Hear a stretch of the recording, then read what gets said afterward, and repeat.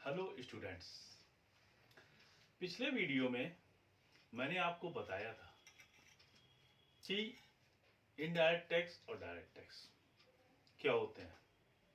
तो direct tax में मैंने आपको बताए थे तीन तरह के taxes: income tax, wealth tax और कारपोरेट टैक्स। इनकम टैक्स के बारे में मैं इस वीडियो में आपको आज बताऊंगा।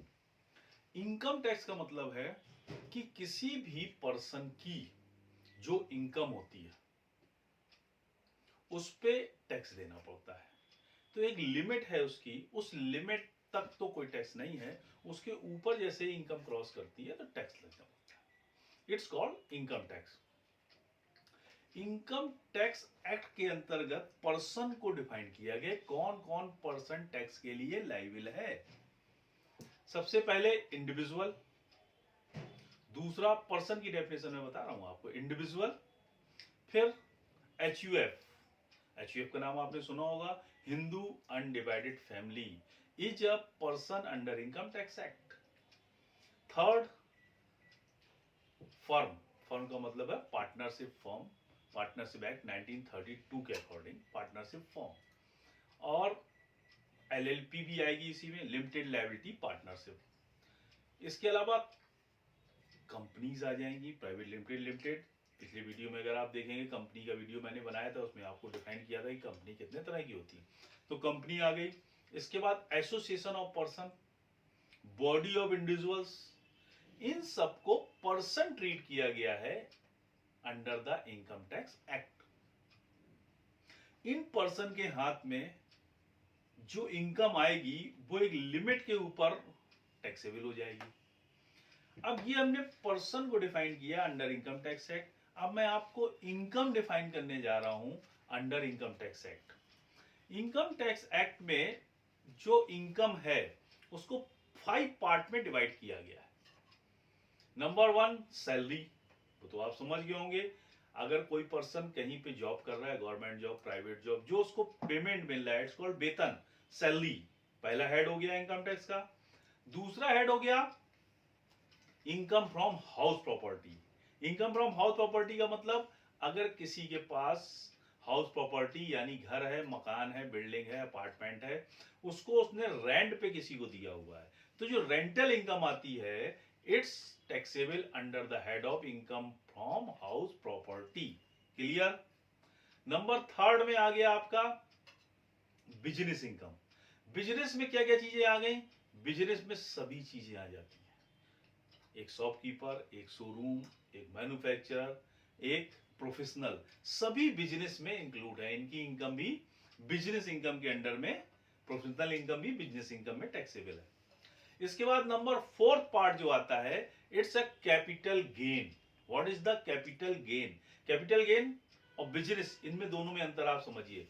अगर आपने कोई भी गुड्स रीसेल करने के लिए परचेज किया है तो वो बिजनेस हो गई, लेकिन आपने कोई गुड्स परचेज किया एज ए इन्वेस्टमेंट और उसको आपने सेल किया है तो वो कैपिटल गेन में आ जाता है। क्लियर। आप अगर बिल्डर्स हैं, बिल्डर्स क्या करते हैं? प्रॉपर्टी परचेज करते हैं, सेल करते हैं। तो प्रॉपर्टी परचेज करके जब सेल करेंगे, उसके डिफरेंस पे जो प्रॉफिट होगी उस पर टैक्स बिजनेस इनकम में आएगा। लेकिन अगर आप एक इंडिविजुअल हैं, बिल्डर्स नहीं है, प्रॉपर्टी सेल परचेज नहीं करते, लेकिन आपने एज ए इन्वेस्टमेंट फ्लैट लिए हुए हैं या बिल्डिंगें 2-3 ले रखी हैं, आपकी पड़ी हुई हैं एज ए इन्वेस्टमेंट, और अगर आप उसको सेल करते हो तो कैपिटल गेन के अंडर में आओगे आप। तो कैपिटल गेन हो गया कौन सा? Number 4 part. और नंबर 5 हो गया अदर सोर्सेज। जो इन 4 में नहीं आता है वो अदर सोर्सेज में आ जाता है।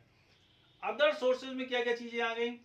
Saving bank interest, FD interest, dividend का part, casual income, lottery income, ये सब किसमें टैक्सेबल होगी? Under the head of income from other sources. तो इनकम टैक्स में मैंने आपको बताया पर्सन, अब मैं बता रहा हूं इनकम। तो इनकम कौन सी हो गई? पांचों। Number 1 salary, number 2 income from house property, number 3 business income, number 4 capital gain. Capital gain के 2 पार्ट्स हैं, शॉर्ट टर्म और लॉन्ग टर्म, वो मैं आगे एक्सप्लेन करूंगा। इसके बाद नंबर 5 हो गया इनकम फ्रॉम अदर सोर्सेस। तो आपको समझ में आया, इनकम टैक्स के अंडर में जो इनकम हो रही है उसको पहले क्लासिफाई किया गया, फिर उसका टोटल किया गया। अब किसी भी पर्सन की पांचों हेड से इनकम हो सकती है, या 2 हेड से हो सकती है, या 1 हेड से हो सकती है, या 3, जितने भी हेड से जिसकी इनकम होगी उसका टोटल किया जाएगा, ग्रॉस टोटल इनकम निकाली जाएगी। अब सपोज एक आदमी सैलरी एम्प्लॉयड है, जॉब करता है, सैलरी इनकम हो गई उसकी, उसका एक प्रॉपर्टी पड़ी हुई है 2-3, उस पर रेंट आ रहा, तो इनकम फ्रॉम हाउस प्रॉपर्टी उसमें ऐड हो जाएगी। अब वो किसी फर्म में स्लीपिंग पार्टनर है, यानी पैसा लगाया है, एक्टिव पार्टनर नहीं है, तो उसको जो प्रॉफिट मिल रही वो भी तीन इनकम हो गई उसकी। आप उसने इस साल कोई प्रॉपर्टी जो 4-5 साल पहले या 2 साल पहले परचेस करके सेल कर दी, कैपिटल गेन आ गया। और बैंक में जो पैसा उसका इन्वेस्ट है, या कोई और आप उसका पैसा शेयर में इन्वेस्ट है, उससे जो इनकम हो रही है, शेयर में जो पैसा इन्वेस्ट है उसको सेल नहीं कर रहे हैं, उससे जो डिविडेंड आ रहा है, जो डिविडेंड डिवेंचर से आ रहा है, जो बैंक की एफडी से इंटरेस्ट आ रहा है, ये सब इनकम फ्रॉम अदर सोर्सेज। तो एक इंडिविजुअल के हाथ में ये पांचों हेड की इनकम आ सकती है, और पांचों का टोटल करके ग्रॉस टोटल इनकम निकाली जाएगी। फिर जितनी छूट देते हैं वो आगे मैं वीडियो में आपको बताऊंगा, उसको माइनस करके जो बैलेंस इनकम बचेगी उस पे इनकम टैक्स का एक स्लैब है कि कितने इनकम पे कितने % टैक्स देना, वो मैं आगे वीडियो में बताऊंगा। तो फिर उसकी टैक्स लायबिलिटी निकल आएगी। ये है इनकम टैक्स। समझ में आया आपको? What is the income tax? Hindi में कहते हैं आयकर। तो पहले पर्सन डिफाइन किया कि किस किस को पर्सन मानता है, कौन? Income tax. और फिर उस पर्सन को डिफाइन करके उसके हाथ में किस तरह की इनकम आ रही है, उस इनकम को 5 हेड में डिवाइड कर दिया।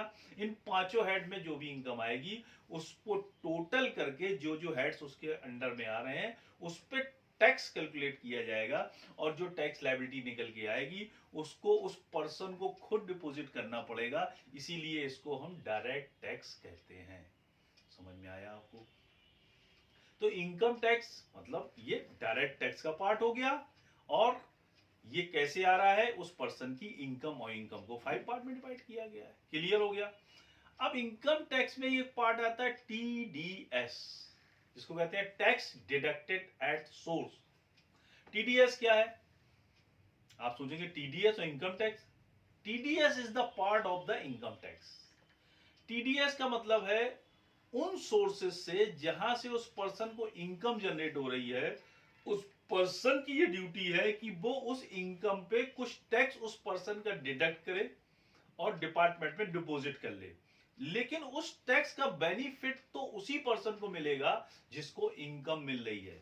मैं डिफाइन करता हूं आपको। बैंक में आपने सपोज 10 लाख रुपीस की एफडी कराई, 8% से अगर आपको इंटरेस्ट बैंक दे रहा है, तो आपका 10 लाख पे 8% से कितना हो गया? 80,000। 80,000 पे बैंक क्या करेगी? टीडीएस काट लेगी। टीडीएस का रेट इंटरेस्ट पे 10% है, तो बैंक आपके 80,000 पे 8,000 डिडक्ट कर लेगी, और वो 8,000 बैंक काट के आपके पैन कार्ड में उसको जमा कर देगी। तो जब आपकी इनकम निकाली जाएगी उस पे टैक्स जो आएगा, उस टैक्स से इस टीडीएस का एडजस्टमेंट हो जाएगा, तो वो टैक्स लायबिलिटी आपकी इनकम टैक्स की कम हो जाएगी। इस तरह से इनकम टैक्स का ट्रीटमेंट होता है। आज की वीडियो में इतना ही बता रहा हूं मैं। टीडीएस को मैं नेक्स्ट वीडियो में एक्सप्लेन करूंगा। अगर आपको उसको समझना है तो नेक्स्ट वीडियो आप देखिए। अगर आपको पसंद आ रहा है वीडियो तो लाइक करिए, सब्सक्राइब करिए और शेयर करिए। और अगर आपके कोई डाउट्स हैं तो कमेंट्स के द्वारा आप मुझसे पूछ सकते हैं। मैं कोशिश करूंगा आपकी जो प्रॉब्लम्स हैं उनको सॉल्व करूं, और आपकी जो क्वेरीज हैं उनको मैं आपको सेटिस्फाइड कर सकूं। Thank you.